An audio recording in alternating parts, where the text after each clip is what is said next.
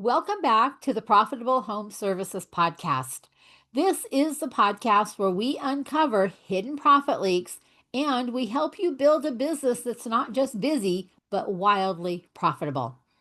I'm your host, Diane Gardner, and today I have Chris Lonergan working with us, and we're going to be talking about some marketing information, marketing knowledge, and digging into how it can affect your home service business. Once again, from the profit angle. So, welcome, Chris.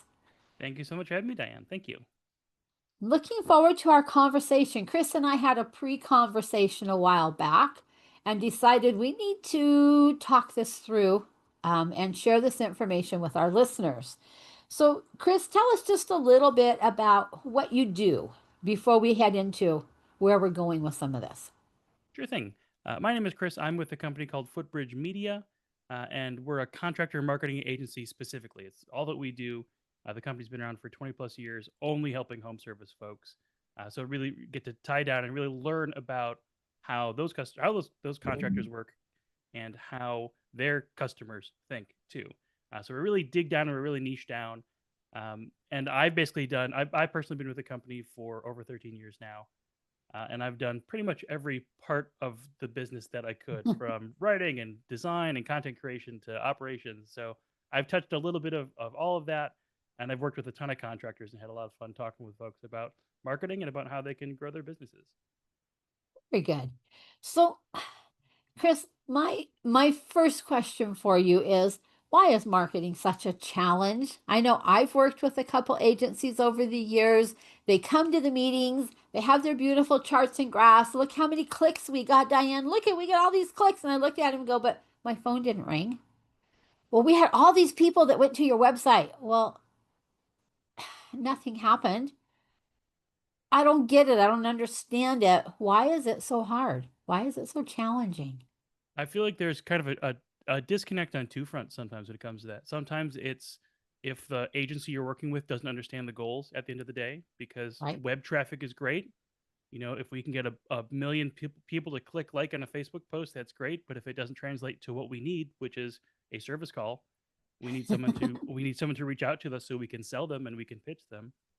So sometimes there's a disconnect there for what an agency is trying to deliver versus what somebody really needs.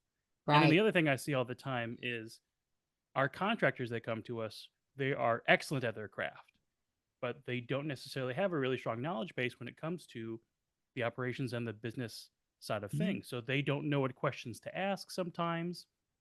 They don't know the things that they're missing. So if they don't have that extra critical eye, that can impact how effective marketing is. And then people get burnt out on marketing. They say, oh, well, my marketing didn't work. I spent $10,000 and I didn't get anything out Right. of it. So I'm going to give up Right. on that. And rightfully so. That's a super frustrating Mhm. process. It is. Um, so I think that's a I'm there's fault on both parts there. There is, right. Agencies kind of misleading And folks and then being burned out on the idea of marketing sometimes. mhm. And then too, I think it helps if you're working with an agency who specializes in your industry. Where the agency I was working with did not specialize in accountants and coaches type of thing. They were just a general marketing agency, and I think they didn't get what I do. Yeah, a Because lot I'm of a not lot of a yeah, I'm not a full accountant, and but I do a lot of coaching over here, and I think they picked up on the word accounting, and we're trying to push that side of it instead of no, she really wants new coaching clients. She wants to build her coaching base, and I don't think they got it, and I think that was part of our disconnect. And I'm sure you end up hearing that or seeing that with some of the people you've worked with. If they didn't really understand, they don't know the questions to ask, and so it's up to you guys to carry the ball a little more than somebody who's marketing savvy. Yeah, absolutely. I mean, one of the big things that that big agencies do is like that R&D, that research and development phase. And if they're really really good, they ask a lot of questions, and there's a lot of those onboarding and pre-meetings, which can be frustrating to someone who is just trying to get their marketing kicked off. But that part's super important. But like you said, if they take the wrong lead and they aren't a specialist in that, and they don't, and they're hyper focusing on the wrong thing, then yeah, you're setting up this great pathway to this end goal that's not really your end goal. Right. We joke about how, like, as writers and designers, a lot of our folks know way more about tankless water heaters than they ever thought they'd have to learn about, in the preparation of their craft. But, we've accidentally learned so much via osmosis along the way Hmm. that there isn't as much explanation. A contractor can call us and say, I need this to happen. And we know what that means. We know how to translate that to marketing speak and business speak. Right. Well, and that's good because not everybody can speak marketing speak. Yeah. And Um, translating it, I think, too, is a big part of it yes. because Yes. there is, like I said, with business folks who are excellent at their craft, maybe they don't know. We get folks who say, I want leads of this type. Well, we know that translates to, okay, well, we need to create content that will attract a homeowner, or we need to set up a referral program or a special incentive for this particular offer. We help to connecting the dots between what you want and how to get it can be really difficult. And setting that path up is half the battle, and then let alone executing the path. Right. Yes. Yeah. I know that marketing has changed a lot over the last probably even 5 years or maybe 10. I know, especially since AI has come on to the into the world here. Talk a little bit about what you've seen and how it's changed. What should we be looking for now that maybe we were doing differently before? It is kind of funny when even like I said, I've been with the company for 13 years now. Something we would tell clients all the time when they would come up to us then was, it's a different world. We're no longer in the yellow pages, Yeah. world where one big full page color ad was all you needed and that was your ad budget for the year, but it also made your phone ring off the hook. Now, I think if you said that today to somebody, most contractors wouldn't even remember what the yellow pages are for these newer business owners. So now it's the thing that I think that relates to how different the paths are that customers take to find someone. So it used to Right. be a little bit of word of mouth. Maybe if you had a really well established business, people recognize your trucks, yellow pages.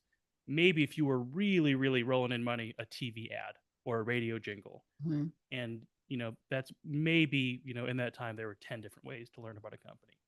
Now, every time you open up your phone, you take a Yeah. drive, there's so much advertising and marketing. There's so many different pathways now that people can learn about a business that saturation makes it really difficult because it used to Mhm. be okay, you could put money here and you're safe. Now it's okay, you've realistically, if you want to have a really strong marketing presence, you need to be in 25 different places all at once.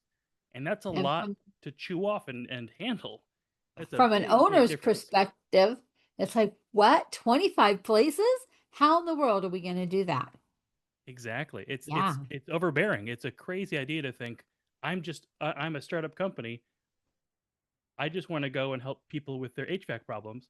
What do you mean I have to be omnipresent throughout everywhere? And it's Right. definitely a process. Understanding prioritization of where to start, where to grow, when to grow is also a really big concern with a lot of Yes. Yep. contractors. Understanding when is the right time to maybe reinvest and put a little more cash into, you know, that next overreaching step. It's never comfortable. You always have to overexert yourself a little bit or overspend on what you really think is comfortable for you to sometimes get to those growth points, those pain points. Mhm. Yeah. So just the sheer number of places that people can find you now makes it exceedingly more difficult to be a new company now compared to what it was 5, 10 years ago. Right. I'm old enough to remember the Yellow Page era. In fact, the name of my business was strategically chosen to start with the letter A. So it would land at the top of the Yellow Pages list. Yep. And I think that's so funny because nowadays, who cares? It doesn't matter. But back then it did. You Yep. didn't want a Definitely name that started with S or T or something because you were way down the list of names. You wanted to Just be like up AAA front. was AAA. They were at the Yeah. very top when you opened it up. Yep. Yeah. So it's just kind of funny how things have changed in the era that I've been doing business. It's so completely different now Yeah. and makes it more complicated. A lot of contractors or home service businesses feel like we've got a good solid brand, we're strong in our community, people see our trucks all over the place. Why isn't that good enough? It is difficult when you are doing a lot and you're still not getting the clicks that you think you should be getting. And a lot of it has to do with making sure that you are present not just everywhere, but in the places that make the most impact for you. Sometimes it's the little things that will pull down a business and reduce that visibility ever so slightly. So let's take a look at Google just as a quick example. The Google Okay. Map section. Hmm. So when someone does a search for almost any home service, Google Maps pops up, positions 1, 2, and 3.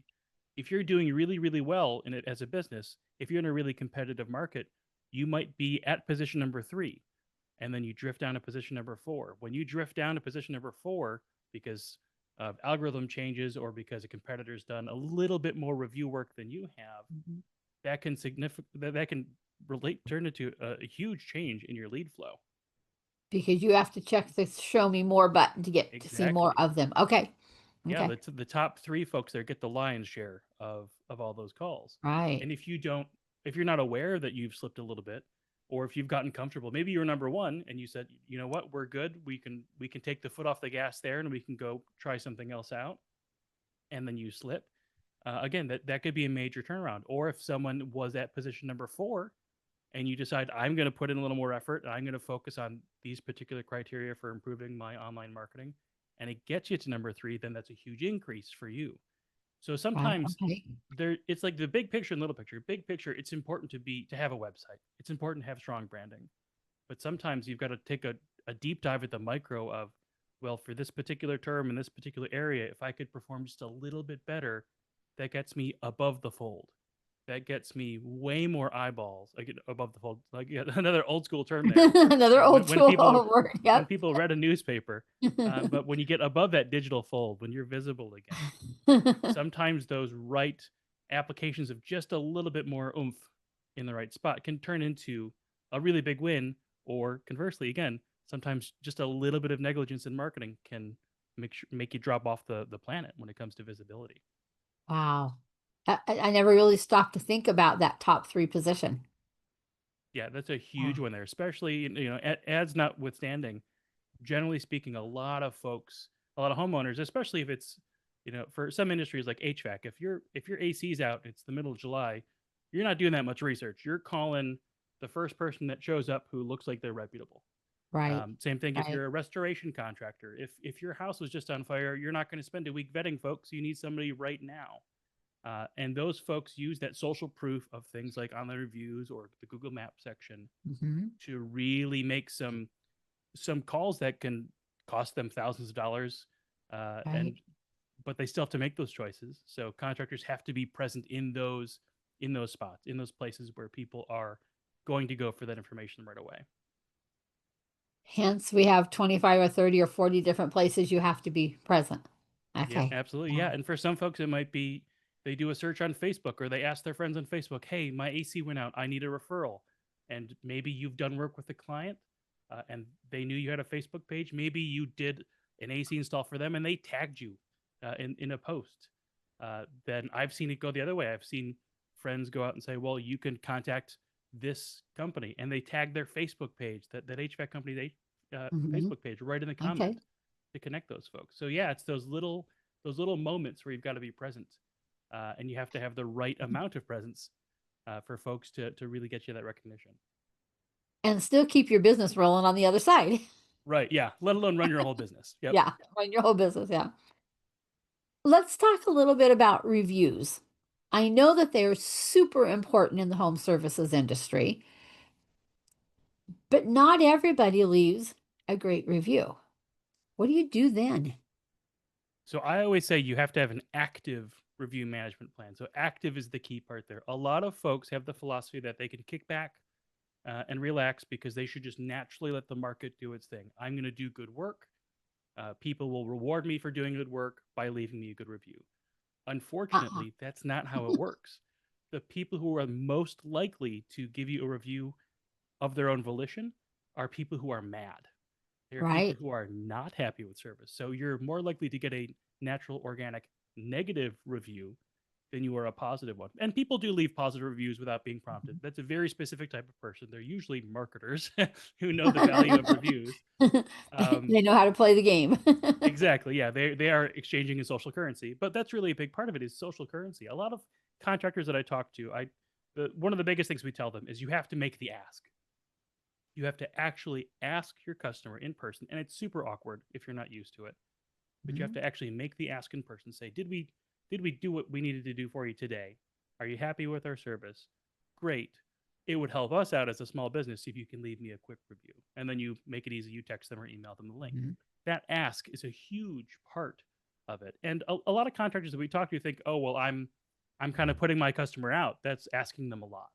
And it's really not. You just helped somebody out when they really needed it. If it's the middle of July and you just fixed my AC and my kids aren't screaming anymore because it's so hot in the house, I am more than willing to give you a 5-star Google review in exchange for that little bit of social help, you know? Right. Yeah. So it's not asking too much. It's a weird thing. It's something contractors have to get over personally doing, but that can also be augmented by technology too. You know, make Right. the ask Yes. in person, and Hmm. then have your systems that send emails and text messages to follow up with them.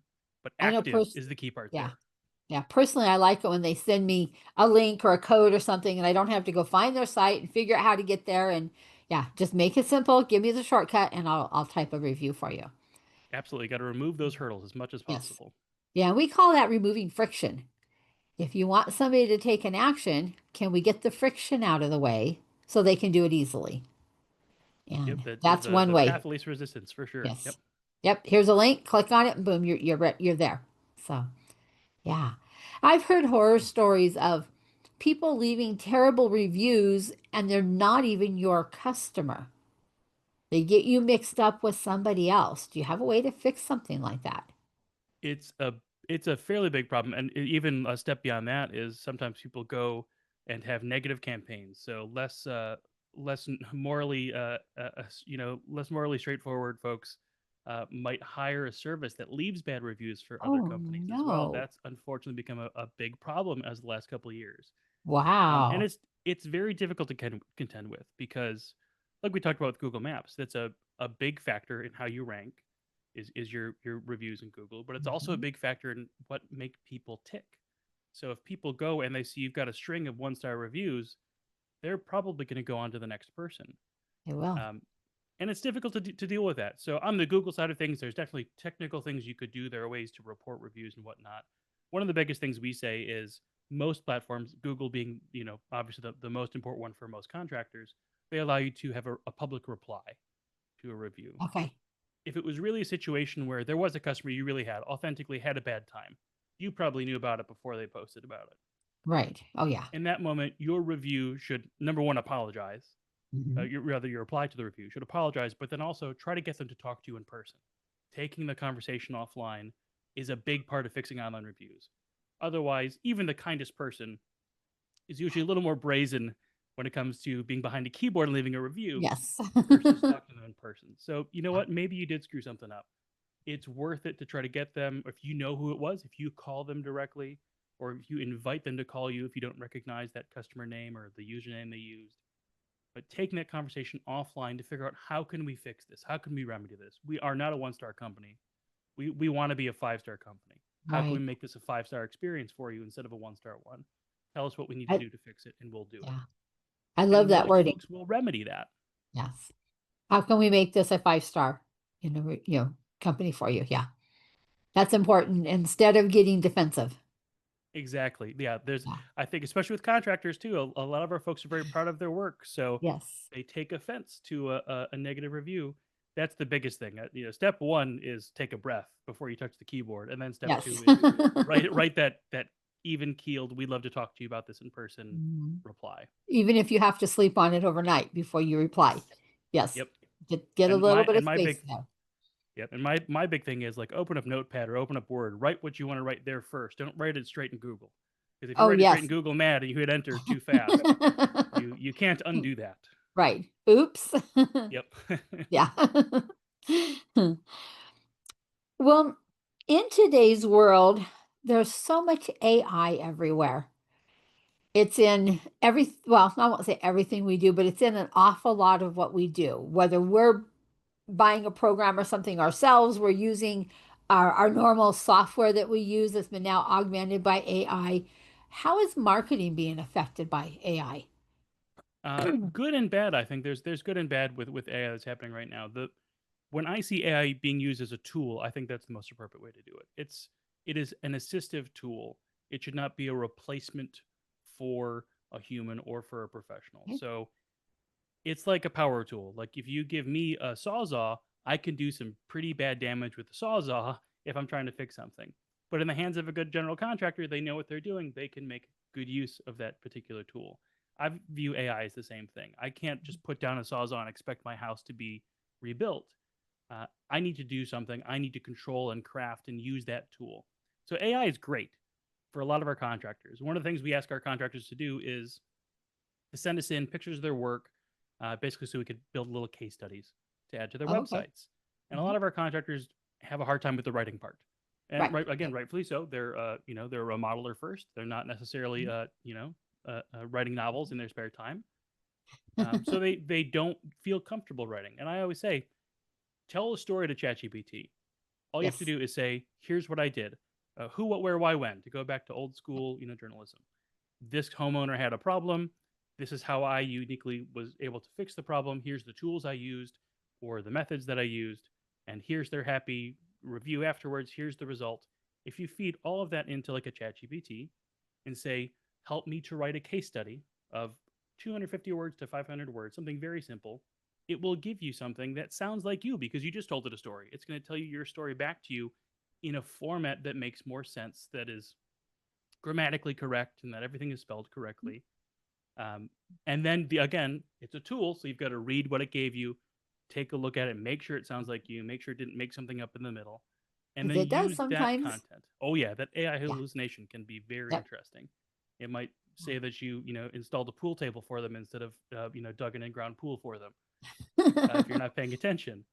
So using AI as a tool is can be really good. Where I see a lot of people get in trouble is where they replace entire workflows with AI. Oh, Uh, yeah. there there's so many contract folks in general where I'll get emails and I could just tell this was just copy and pasted directly out of ChatGPT. You didn't read this because the last email from you had all lowercase in the subject line, and you said hi Chris, and you started off, and now the last message I got was to whom it may concern. Uh, uh, there are key things people can figure out. They could feel whether something's authentically you Right. or if Yeah. it's AI. Yeah. I know for me, I I do a lot of training with other people, and it's kind of nice to take transcripts, upload them into ChatGPT, and then turn that into a blog article or something like that, where you can take out people's specific information, generalize it a little more. And it's been so helpful with that. Instead of sitting there staring at the blank screen and going, okay, we had this conversation. What did we really say? So it's been a great tool for some of those kinds of things that I then use them in my marketing. But it has, Absolutely. yeah, speeds the process up a little bit because we Yeah, all and hate sitting there looking at the blank screen. I don't know how to yeah, start this thing. and like you said, that past work that you've done is great AI fodder. You could Yep. say, here's the last 3 blog posts I did.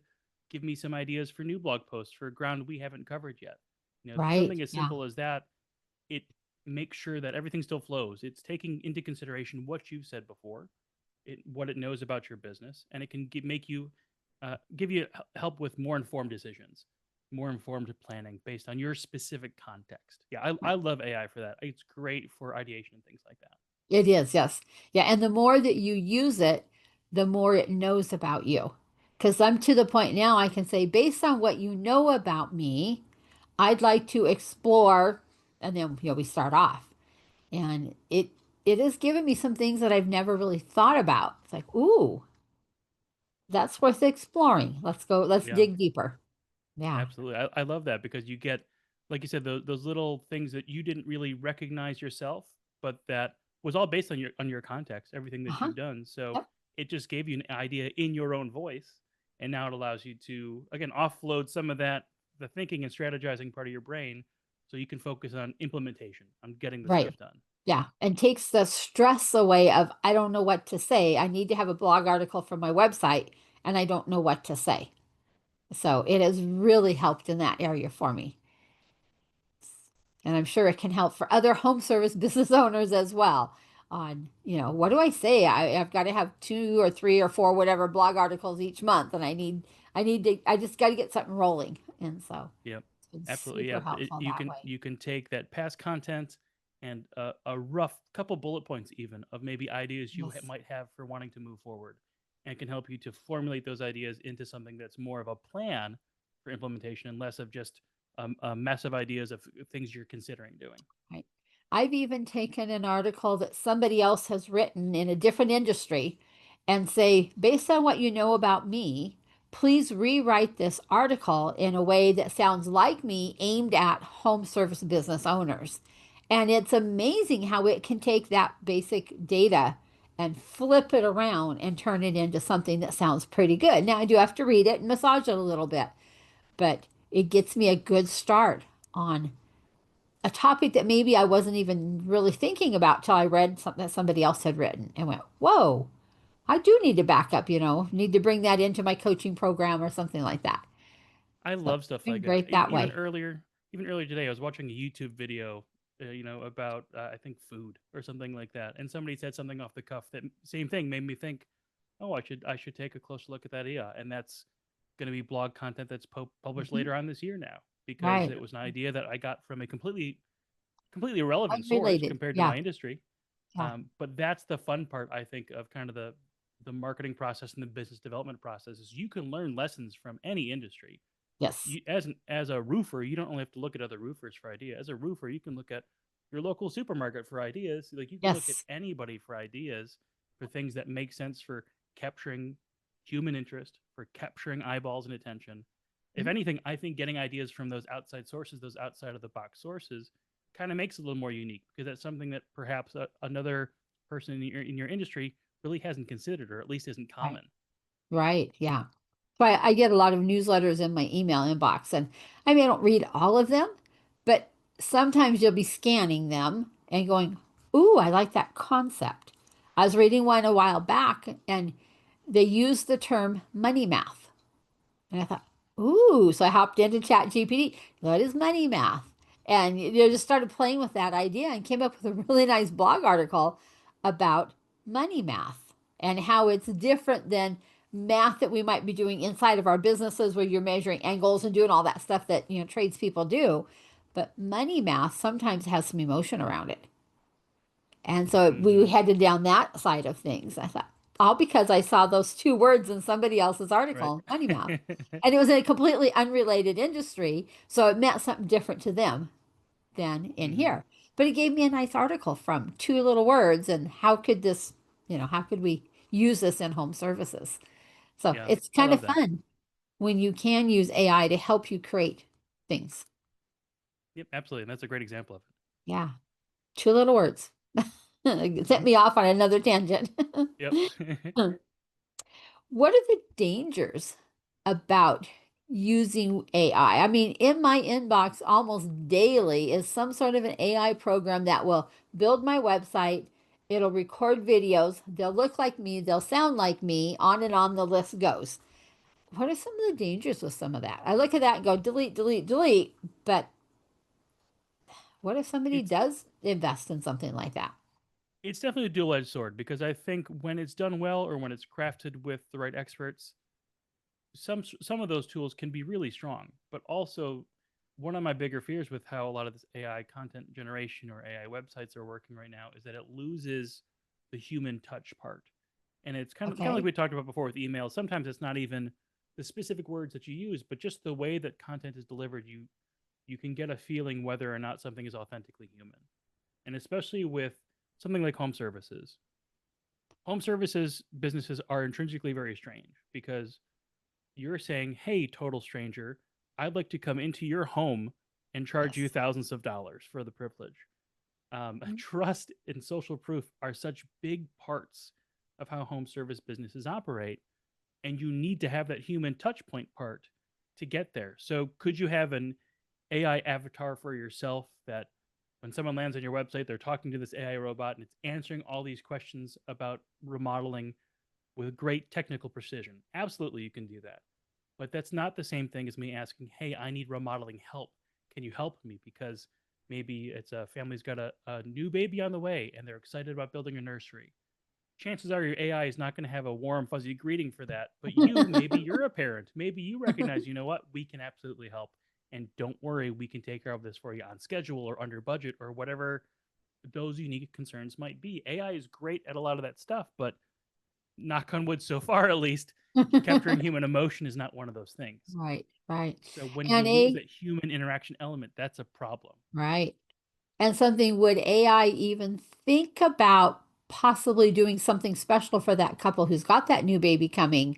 Maybe there's some sort of a gift bag or something that ends up at their home because you saw hey, they're excited. We're going to be building this nursery. Maybe it's their first child or whatever. And Hmm. there's a human touch there that AI Absolutely. There, probably at this point in time couldn't do. yeah. I mean, we can give it a couple years and it might, but at least at least Right. as of right now, yeah. The idea of maybe you build out a little you give them a baby's bib that's got your logo on it for giggles. Yeah. Something that Just you could some do little very thing. cheaply, Yep. but that would make a huge impact on connecting with that person. Something that that person would never forget because they got something that was incredibly unique to them and their situation. And that turns them, even if they don't hire you, that turns them into that your salesperson from that You point bet. on. Yes. Is if you need remodeling, oh well, we talked to this guy and he was great. He did this for us and he helped us out with Mhm. this. The helping part is a big part of it.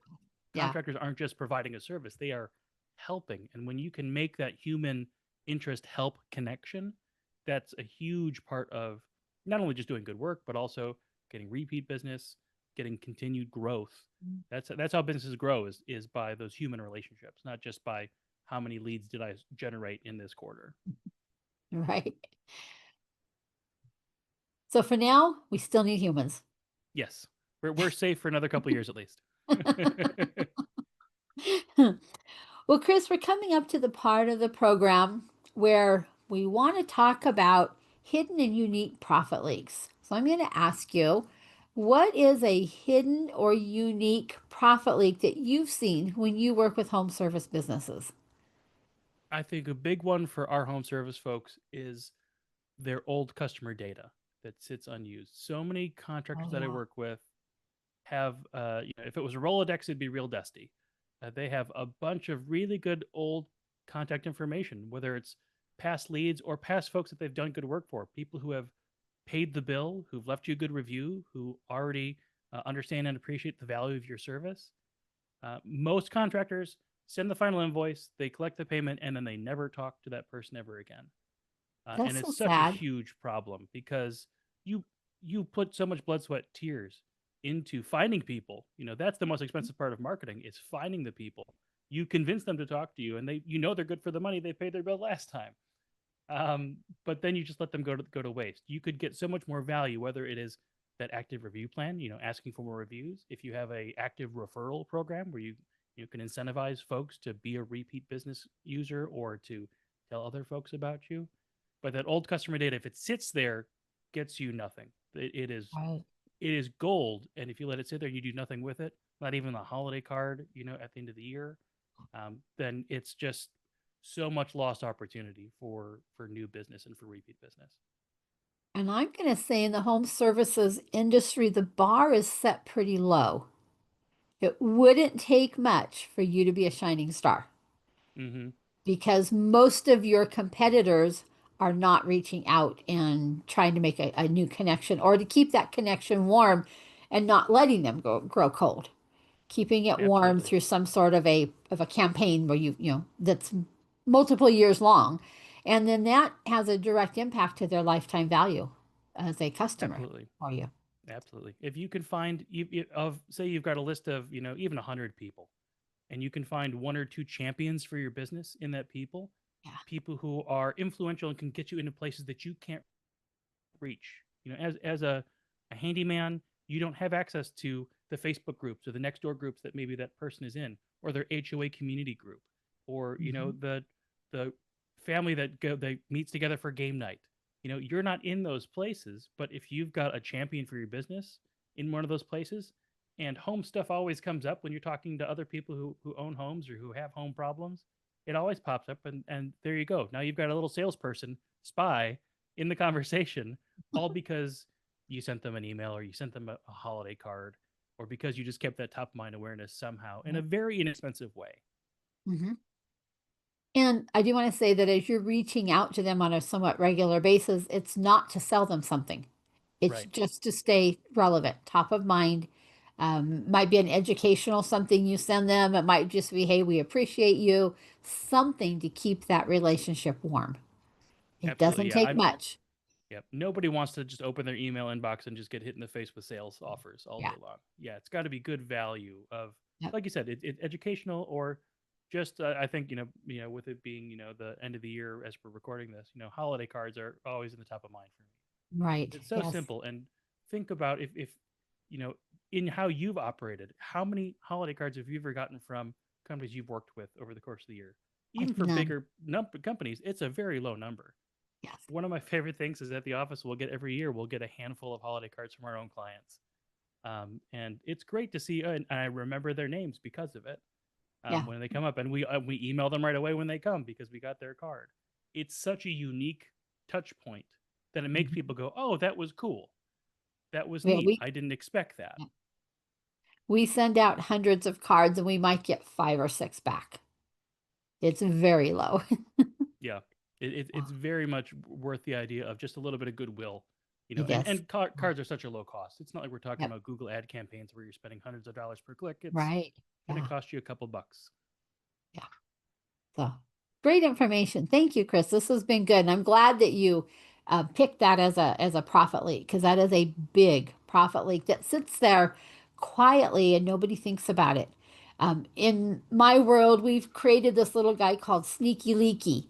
And that's an area that he loves to sit in and just kind of kick back and relax on those dollar bills sitting there in Yep, those customers that have grown cold because of yep, lack of keeping that relationship live. So we're always saying we want to boot Sneaky Leaky out. He can't stay. He has to go. But we got to be proactive to make him move on out. So yep, absolutely. And making good use of those past leads is a good way to keep them off of that pile of money there. yes, yep, he can't have that pile of money that belongs in your business. So let's boot him out. Let's get that money in your bank account and instead of making a nice soft spot for him to lay. Yep, love So it. yeah, yeah. Thank you so much for joining us. Tell our listeners how they can reach out and learn more about what you do and how you work with home service business owners. And let's learn a bit more about your company. Yeah, absolutely. The easiest way is to check us out online. Footbridgemedia.com is the website there. We've got educational content you can subscribe to there. We've got a newsletter that goes out for free with weekly content. We've got a podcast, different ways that you can kind of get information from us in a way that makes it easy for you to learn more and to improve yourself without, becoming a marketing expert yourself necessarily. So All right. footbridgemedia.com is the best way to get a hold of us. All right. Thank you again, Chris. Thank you for coming and just sharing this information. This has been a great interview. And for It's been all fun. those Thanks who've so much, been Sam. listening, thank you again for spending part of your day with us. I know your time is busy. You're just going, going, going, and that you're great in what you do. I'm so amazed with the amazing stuff that all my tradespeople do for their customers. But thank you for taking time to invest in yourself today. This is definitely part of that professional development is hopping on things like these types of podcasts. And remember, if you would like some help identifying profit leaks in your business, I'm your gal. We are sitting here and we're working with home service business owners all across the US, helping them find those profit leaks, get them plugged, and put that money back in your bottom line. So reach out. I'd love to talk to you, love to have a conversation and just show you where some money is leaking out of your business because I guarantee it is. Every business has profits leaking out of it. All righty, with that, we're going to call this a wrap. Thank you again for joining us. We'll catch you on the next episode. Bye bye.